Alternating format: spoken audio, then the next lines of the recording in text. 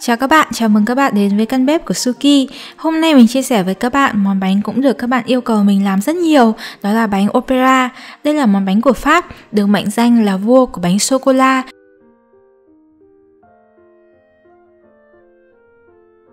Bánh có các lớp cơ bản bao gồm lớp bông lan hạnh nhân, thấm rượu cà phê, phần kem bơ kiểu Pháp vị cà phê, phần ganache sô-cô-la và phần phủ sô-cô-la trên cùng.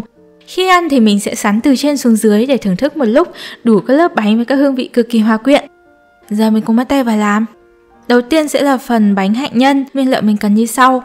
Mọi người chú ý các nguyên liệu như là trứng và lòng trắng trứng thì mình sẽ cần để về nhiệt độ phòng trước khi làm. Trước khi làm bánh mình sẽ cần làm nóng lò ở 170 độ C, hai lửa trên dưới, không có quạt. Đầu tiên mình cho vào bát 2 trứng, 55-60g một quả tính cả vỏ. Mình cho vào 50g đường bột, mình dùng đường bột vì nó sẽ dễ tan hơn. Mình đánh trong khoảng 4-5 phút ở tốc độ 3/5, cái này tùy công suất máy nhé.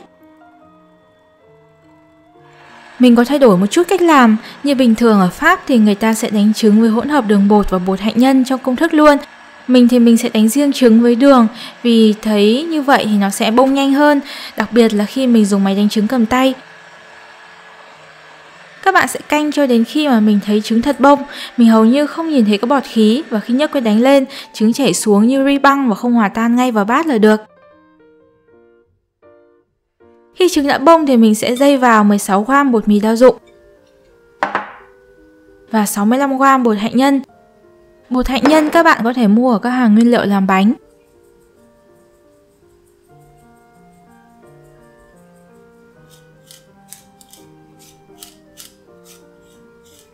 Ta trộn nhẹ nhàng theo kiểu hất ngược từ dưới lên.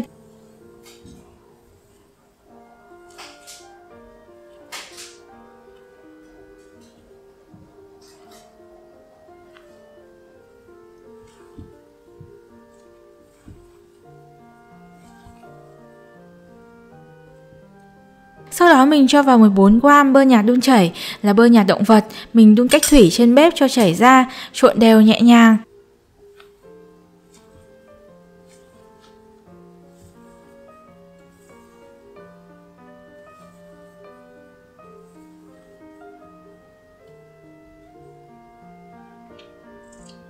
Tiếp theo mình tách lấy 2 lòng trắng trứng vào bát, phần lòng đỏ mình sẽ giữ lại để lát nữa làm kem bơ kiểu Pháp. Mình dùng máy đánh bông lòng trắng trứng ở tốc độ 2/5. Nếu mà các bạn vẫn dùng que đánh trứng mình dùng lúc nãy để đánh trứng nguyên quả thì mình sẽ cần rửa sạch que đánh và lau khô trước khi mình dùng đánh lòng trắng. Như vậy thì lòng trắng mới bông nhé. Khi ta thấy lòng trắng bông xốp và hầu như không nhìn thấy các bọt khí to nữa thì mình cho từ từ vào 25g đường, đánh đều.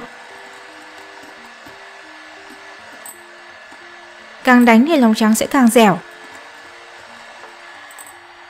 Khi mà lòng trắng thật đứng dẻo, khi nhấc que đánh lên lòng trắng không bị oạt hẳn xuống là được nhé. Khi này thì mình sẽ trộn lòng trắng vào bát trứng lúc nãy làm 2 lần. Mình trộn nhẹ nhàng theo kiểu hất ngược từ dưới lên để không làm vỡ bọt khí.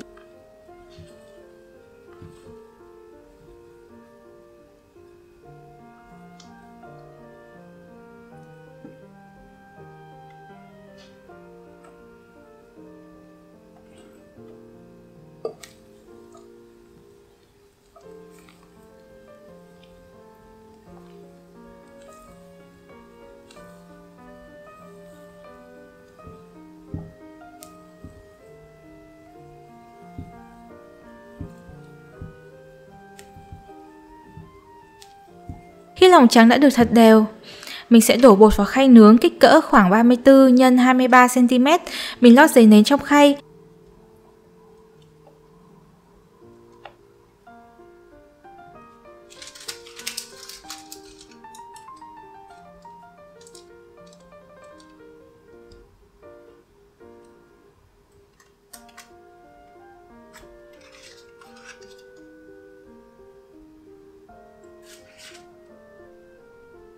Sau đó mình ngay lập tức cho bánh vào lò nướng. Mình nướng ở 170 độ C trong khoảng 13-15 phút hoặc đến khi bánh chín. Sau khi bánh chín thì mình sẽ lấy bánh ra.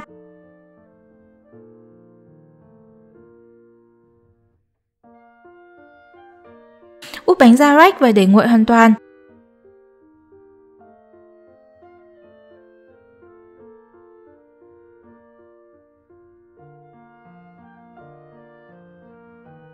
Khi bánh nguội thì mình sẽ dùng khuôn để cắt bánh. Công thức hôm nay mình giới thiệu với các bạn, mình dùng khuôn vuông cạnh 14 cm. Mình sẽ cắt được 2 lát nguyên, các miếng thừa còn lại mình sẽ dùng để ghép thành một lát nữa. Các bạn thấy là mình sẽ hầu như không để phí phần bánh nào.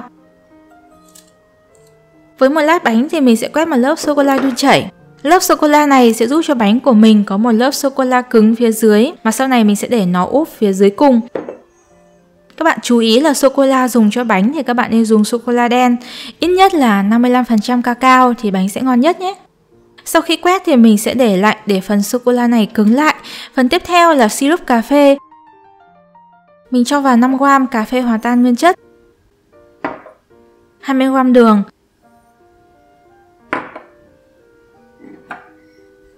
80g nước nóng để hòa tan.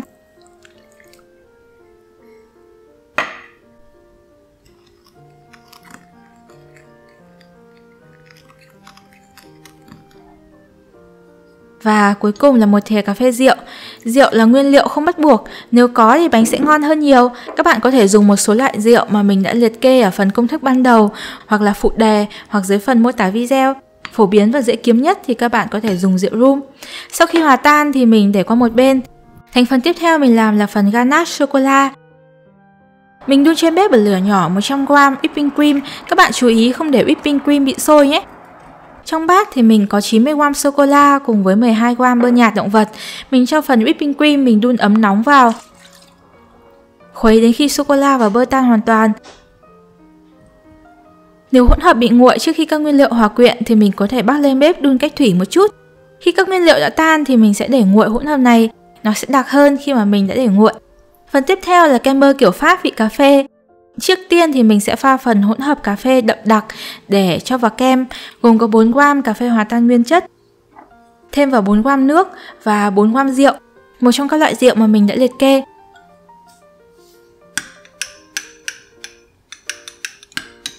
Tiếp theo mình làm kem bơ, mình cho vào nồi 50g đường, thêm vào 20g nước hoặc là lượng nước vừa đủ để thấm hết đường. Mình bắc lên bếp đun ở lửa trung bình. Trong khi chờ đường đun thì mình có thể đánh 2 lòng đỏ trứng lúc nãy.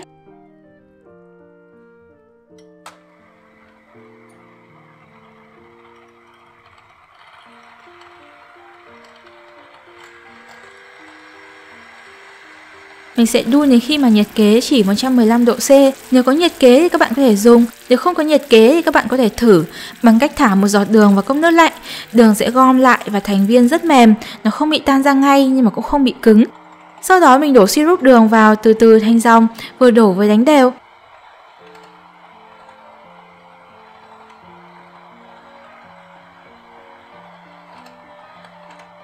Khi cho hết số đường, mình sẽ đánh tiếp, lòng đỏ sẽ bông lên và nhạt màu.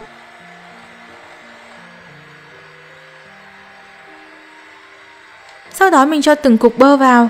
Bơ này mình đã để tương đối mềm về nhiệt độ phòng, nhưng mà các bạn cũng không được để nó mềm quá, chảy nước thì kem của mình sẽ không được đứng.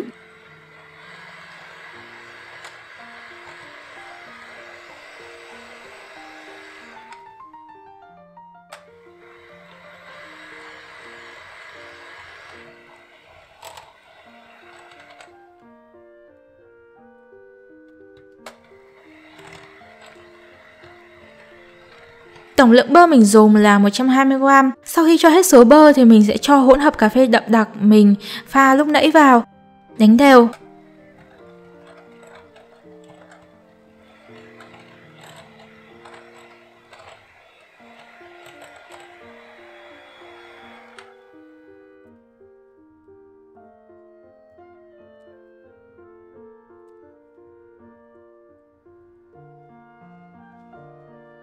Vậy là được rồi.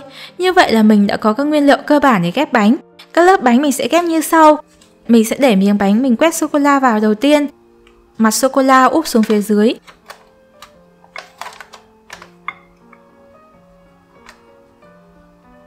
Mình thấm syrup cà phê. Khuôn bánh thì mình có lót một lớp mica ở 4 cạnh để sau này lấy bánh ra được dễ dàng hơn. Cái này cũng không bắt buộc. Nếu như mà các bạn không lót mica ấy, thì sau này mình có thể lách dao nóng xung quanh thành khuôn thì bánh cũng sẽ lấy ra được dễ dàng.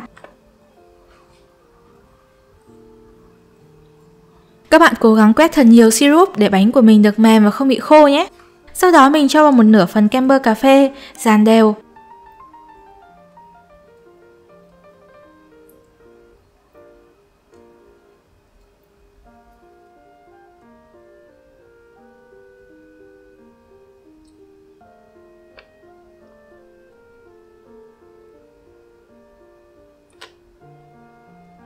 Đặt lớp bánh tiếp theo lên.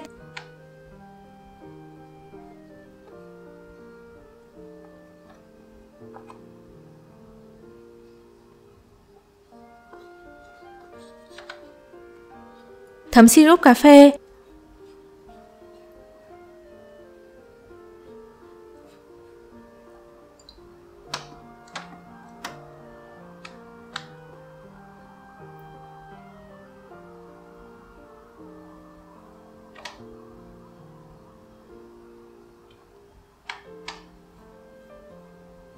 Sau đó cho vào phần ganache sô-cô-la. Phần ganache sô-cô-la của mình vẫn còn hơi lỏng.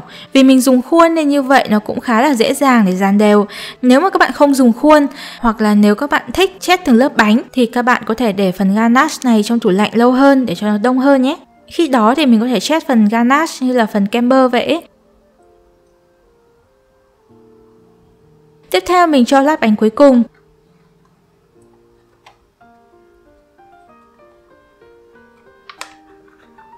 Thấm rượu cà phê.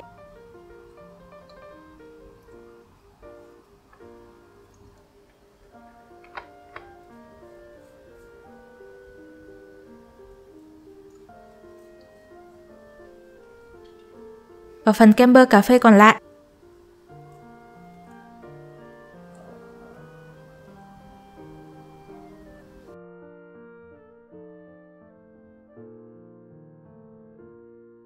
Mình sẽ để bánh trong tủ lạnh trong khoảng 1 đến 2 tiếng cho các lớp bánh được đông hoàn toàn.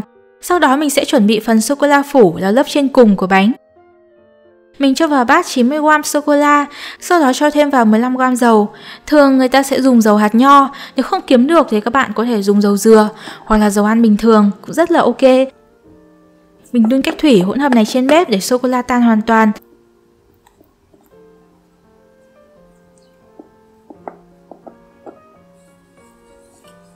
Nhờ dùng dầu, mình sẽ thu được phần sô-cô-la chảy lỏng để phủ bánh. Mình để nguội bớt rồi đổ phần sô-cô-la này lên trên mặt bánh. Bạn thấy là mình đã cắt bớt phần mica thừa cho nó trông gọn gàng hơn.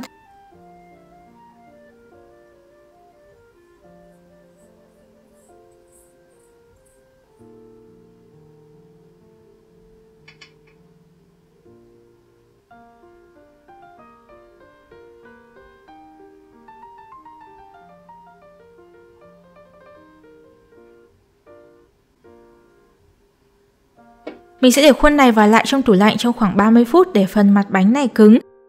Sau đó mình sẽ dỡ khuôn.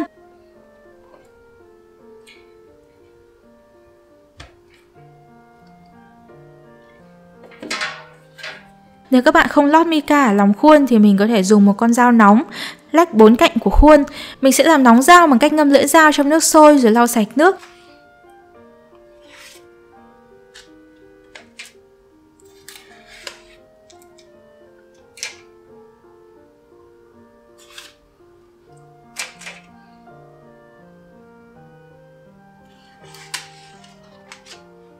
Sau đó mình cắt phần rìa bánh đi vì phần này nó không đẹp lắm đâu.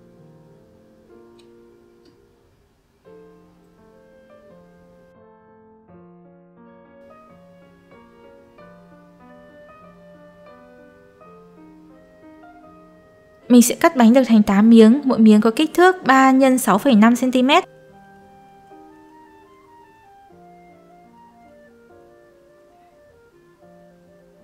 Để viết chữ mặt bánh thì mình sẽ đun chảy 27g sô-cô-la với 3g dầu. Các bạn cũng có thể trang trí bánh với vàng lá thực phẩm thì trông nó sẽ sang chảnh hơn ấy. Nhưng mà mình thì mình không dùng.